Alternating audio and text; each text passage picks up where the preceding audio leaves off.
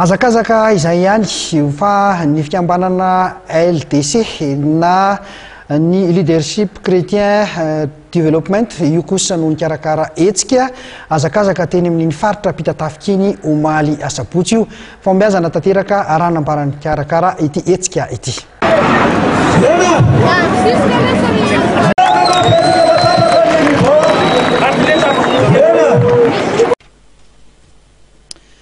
Mpihazakazaka manodidina ny 900 eo no tonga namaly ny antson'ny LCD na Leadership Chrétien Developpement tamin'ilay hetsika Foulée Leaders kay hazakazaka manodidina ny tanàna Mpihazakazaka ny asabotsy maraina teo.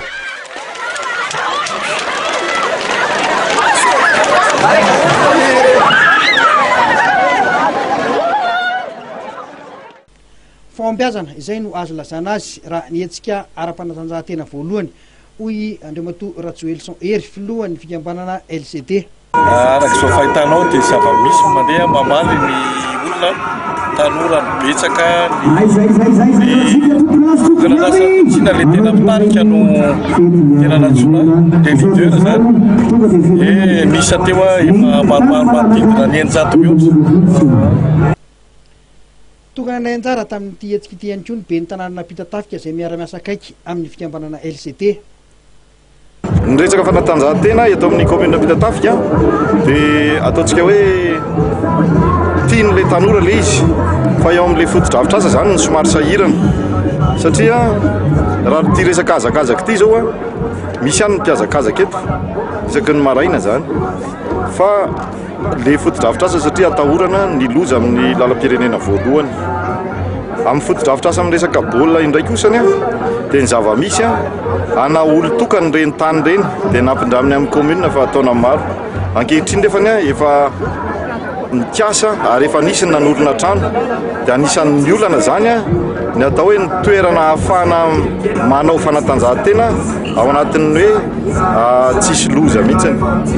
Teo amin'ny vokatra ho an'ireo Mpihazakazaka manana kara-pilalaovana na efa matianina dia mbola noporofony ajanirina andreparany avy amin'ny kosfa fa izy aloha no mitana ny lara voalohany eto Madagasikara eo amin'ny hazakazaka lavitraka 17 minitra sy 420 sekondra no namitany ny 12 kilometatra. Larana faharoa Rakotondra Sofilzansa avy any amin'ny Kronina Tsirabe 17 minitra sy 520 sekondra. Larana fahatelo kosa i Rasendraso William avy amin'ny Kospenina 12 minitra sy 2 sekondra. Vokatra teo amin'ny vehivavy manana kara-pilalaovana ihany voalohany Ramanantena Somarina avy eo amin'ny Knapsa 420 minitra sy 17 sekondra. Larana faharoa Nani avy eo amin'ny club Anila Pitroise FNS 520 minitra sy sekondra iray. Ary larana fahatelo Diralisy manana Marta avy eo amin'ny 3FP 420 minitra sy 4 sekondra.